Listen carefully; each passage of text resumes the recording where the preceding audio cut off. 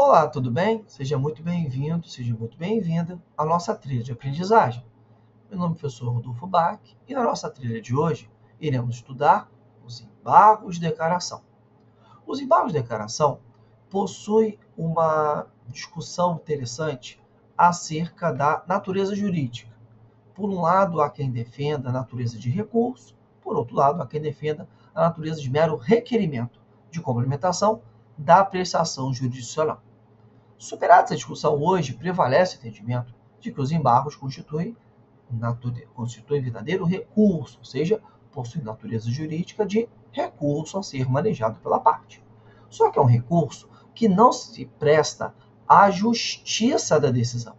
Eu não quero verificar se a decisão ela é justa, se ela é correta. Não. Eu pretendo, através dos embargos, verificar a ocorrência de pequenos vícios, omissões, contradições ou obscuridades, complementando e aperfeiçoando a prestação jurisdicional. Tanto que até brinco e falo com os alunos que os embargos de declaração são uma peça sem sentimento. Ou seja, você os realiza, os apresenta sem qualquer tipo de sentimento. Se você externar, através dos embargos, sentimento, você está demonstrando o inconformismo que os embargos não pretendem. Os embargos de declaração possuem previsão tanto no nosso Código de Processo Civil, artigo 1022 e seguinte, quanto no artigo 897-A da CLT.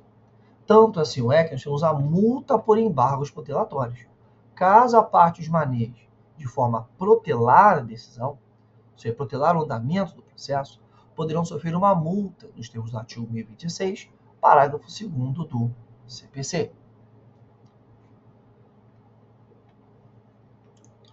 O prazo dos embargos. Os embargos de declaração possuem como prazo 5 dias. Caso nós tenhamos um ente público, o prazo será computado em dobro, nos termos do artigo 1º, inciso 3, do Decreto-Lei 779 de 69. Assim como a OJ 192 da SDI 1 do TST também dispõe que o prazo é em dobro para o ente público. E assim como também nós temos para o Ministério Público. Então, Ministério Público e ente público, União, Estados, Município, Distrito Federal, autarquias e fundações públicas, terão prazo em dobro para os embargos. Os embargos de declaração são de graça, não há preparo recursal a ser recolhido. Isso é importante porque na sua peça de embargos você não vai colocar lá um tópico dizendo que não está recolhendo preparo, não precisa nem você falar. Se fosse um recurso normalmente, você colocaria, informaria o preparo. Aqui não é o caso.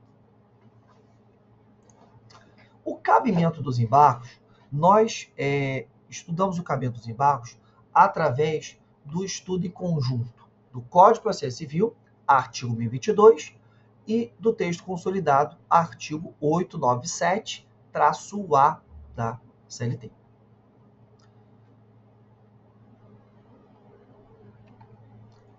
E aí nós temos as seguintes hipóteses.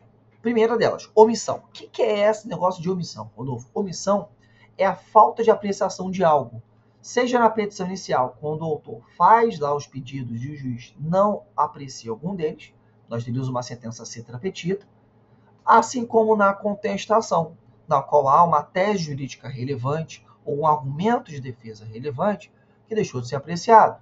Por exemplo, a prescrição, a decadência, a compensação, a dedução.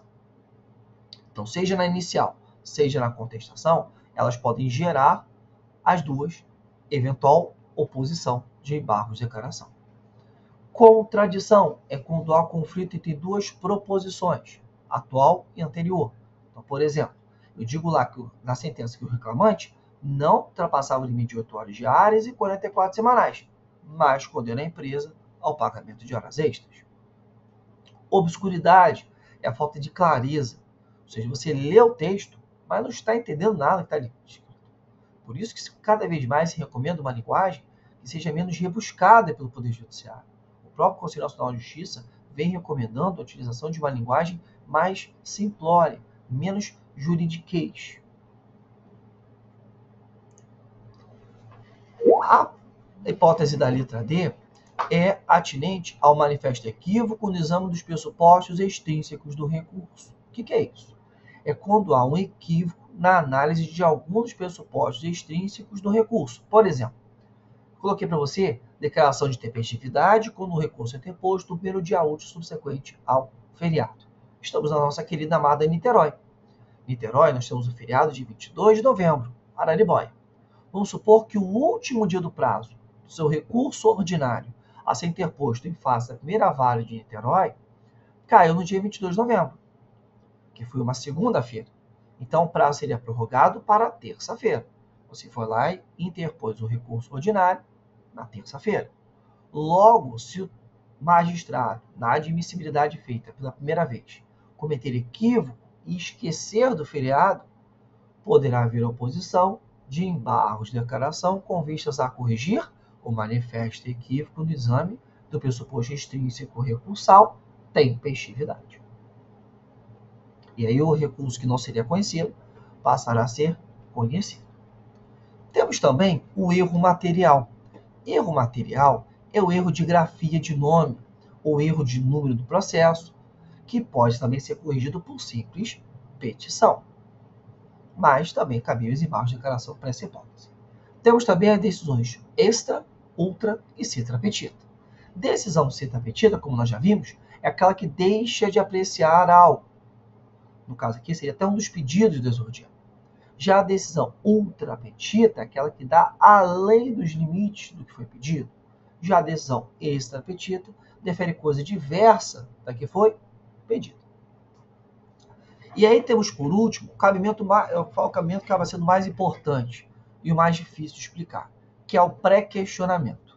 O pré-questionamento está nas súmulas 184 e 297 do TST. O pré-questionamento, ele visa a que o Tribunal Superior aprecie alguma tese jurídica. Só que para que o Tribunal Superior possa apreciar essa tese jurídica, tem que ter havido uma análise anterior pelo Tribunal ACO. Então, o Tribunal Superior seria o Tribunal Adquem, o Tribunal ACO seria o Tribunal Regional do Trabalho. Então, por exemplo, aqui no nosso processo de trabalho, nós temos a questão atinente ao recurso de revista, que acaba sendo o grande recurso a partir do qual eu dependo do pré-questionamento. Como é que funciona? Lá no recurso de revista, eu só posso interpor o mesmo caso a matéria já tenha sido pré-questionada anteriormente. Então, como é que eu faço? Vou dar um exemplo aqui.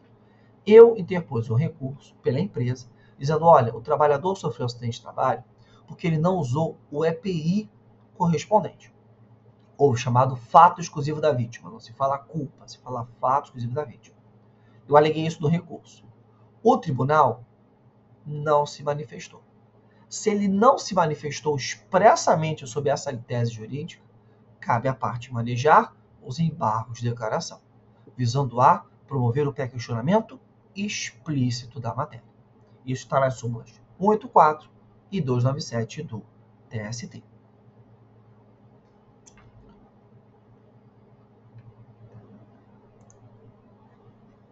A oposição dos embargos de declaração interrompe o prazo para recurso, ou seja, para ambas as partes. Então, se eu puser embargos de declaração com o advogado do autor, eu vou interromper o prazo para os recursos meus e da outra parte.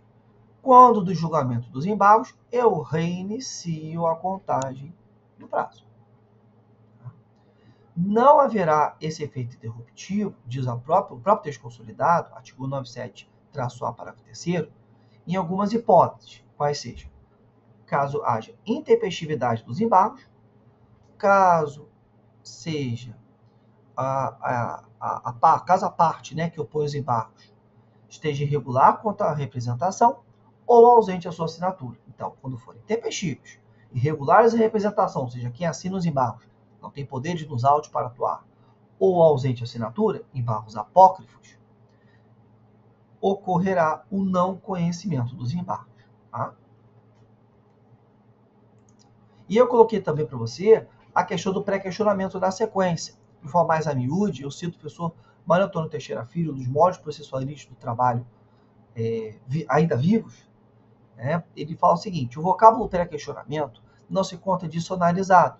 Epistemologia significa terminologia processual, o ato de discutir-se, de ventilar-se, de questionar-se de maneira prévia, perante o algo a qual determinada matéria ou tema, a fim de que o tribunal adquem os possa reexaminar em grau de recurso de natureza extraordinária. Ou seja, O Tribunal Superior do Trabalho só pode analisar aquela minha tese jurídica do fato exclusivo da vítima se antes o Tribunal Regional do Trabalho apreciou, se debruçou sobre o tema. Se ele não apreciou com a interposição do recurso ordinário, cabe à parte manejar os embargos de declaração. Em outro momento, o ex autor seleciona que a exigência de que a parte interessada ventile a questão no âmbito do juízo emissor do acordo a ser impugnado mediante recurso de natureza extraordinária decorre em tese da necessidade de o órgão adquém poder, em face disso, subsumir o tema à moldura legal e, em consequência, formular sobre o mesmo um juízo de valor. Na nossa jurisprudência, Tribunal Superior do Trabalho, temos a súmula 184, que eu já havia comentado, além da súmula 297. Tá? Súmula 184 diz: ocorre preclusão quando não forem impostos embargos declaratórios para suprir omissão apontada em curso de revista ou de embargos. Aqui seria o seguinte, como eu comentei com você mais cedo. Eu tenho lá a hipótese do fato exclusivo da vítima. Depois do recurso ordinário, o tribunal não falou nada sobre o tema. E aí, Rodolfo? Aí, neste caso, cabe à parte opor os embargos de declaração, se não houver manifestação explícita sobre o tema. E se a parte não opuser os embargos? Se a parte não opuser os embargos, haverá preclusão temporal. Beleza? E aí, se ela quiser interpor o recurso de revista, esse não será conhecido. Coloquei também para você a súmula 297. A súmula 297, ela explica melhor o pré-questionamento, que nós chamamos de pré-questionamento explícito e implícito. Vou explicar para você agora. Diz a súmula 297. Disse pré-questionada a matéria ou questão quando a lesão impugnada haja sido dotada explicitamente tese a respeito. Então, por exemplo, eu aleguei no meu recurso de revista, aleguei no meu recurso ordinário acerca do fato exclusivo da vítima. Interposto o recurso ordinário, o tribunal se manifestou sobre o tema? Sim. Ele falou, olha, realmente a alegação da parte está sendo feita, mas não prospera por causa disso. Então, ele esboçou tese a respeito. Então, a matéria está pré-questionada explicitamente. Esse é o primeiro cenário. Depois o recurso, o tribunal se manifestou. Vamos ao segundo cenário, que é o próprio inciso 2 da súmula. E como é a parte interessada, desde que a matéria já sido invocada no recurso principal, ou por embargos declaratórios, objetivando o pronunciamento sobre o tema, sob pena de preclusão. Aqui já é um outro cenário. Eu interpus o recurso ordinário, só que o tribunal não se manifestou sobre o tema. Eu vou ter que opor os embargos de declaração para forçar a análise e suprir a omissão. Caso os embargos sejam apreciados e adotada a tese explícita a respeito da adesão de embargos, a matéria também está pré-questionada explicitamente. Já o terceiro item é um pouco pior. Então vamos ver, vamos lá no item 3 da súmula. Considera ser pré-questionada a questão jurídica invocada no recurso principal, sobre a qual se omite o tribunal de pronunciar tese, não obstante opostos e embargos de declaração. O que é aqui, Rodolfo? Aqui é diferente. Aqui é o seguinte, aqui você interpôs o recurso, o tribunal não se manifestou sobre o tema, lá no recurso ordinário. Você opôs embargos de declaração e ainda assim o tribunal continuou a não apreciar o tema. Então, implicitamente, a matéria foi pré-questionada. Ou seja, você interpôs o recurso ordinário, opôs embargos de declaração e não foi expressamente apreciado o tema.